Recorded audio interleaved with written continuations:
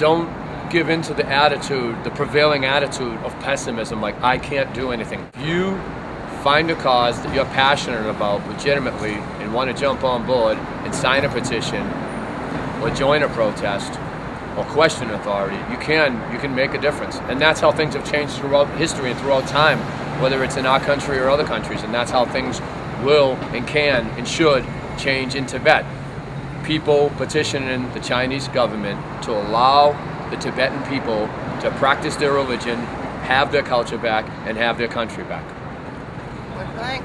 Discover and share. Amen. Amen. Don't become a drone to this society. Like, get up off your ass. People start asking more questions. You know, even made in China. Yeah. Ask a couple of questions. How is that product being manufactured? Is it being manufactured by Laogai? You know, which is what? Gulag concentration camps. Reformed through labor prisons. If the product's being manufactured there and being put into China's food chain, the prisons are manufacturing semiconductors, steel, bricks, fabric, and it's making its way into the U.S. economy. Yeah. There's over 300 Laogai that have a separate business name so that they can trade and sell products made inside concentration camps. Would you buy made in Auschwitz? No, I wouldn't. I think we need to question where we buy, what we buy, who it's coming from, how it's being made, by whom. I agree. And I mean, I think part of the U.S.'s like weak stance, I think, with China on a whole range of issues is because of economics. It's because of cheap goods. It's because of quote unquote a global economy where all our jobs in the United States have been outsourced and given to them. And that's what allows unjust things to happen with people who are fighting for their freedom in Tibet and getting thrown in gulags and concentration camps, and then the goods that they process and make are coming into America. It's not acceptable. It's not cool. It's not right. And we need to cast more light on that. We really do. You have a voice if you're a consumer. You do. PlayStation's made in other places besides China. I believe Mexico is one of the places that it's made. Yeah. Call up Best Buy. Ask where your PlayStation's made.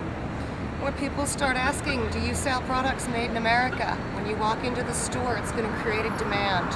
The stores are going to hear the consumers' voices. For sure. And at the end of the day, the dollar has a pretty strong power. It does have a strong power. Over change. And you got a couple in your pocket, believe me, it can make a big difference. They talk about pro-America and pro-freedom and love of this country, and I think one of the things that gets lost is that sometimes change in revolution is necessary, and clearly with the conditions that are going on in Tibet, there needs to be revolution and change, and the Tibetan people need their country back. And people who are advocating for their indigenous homeland to belong to them and advocating for the freedom shouldn't be tossed into gulags, shouldn't be making goods for China that come into our country and get sold very, very cheap. And that puts Americans out of work. So if you come to our shows, read the literature, become more aware, and join the fight. You can visit builtonrespect.com. There's Absolutely. a lot of links, a lot of information. You can go to huffingtonpost.com/Heidi Minx. There's a lot of videos, there's a lot of articles that can explain ground up from an introductory level how to learn more.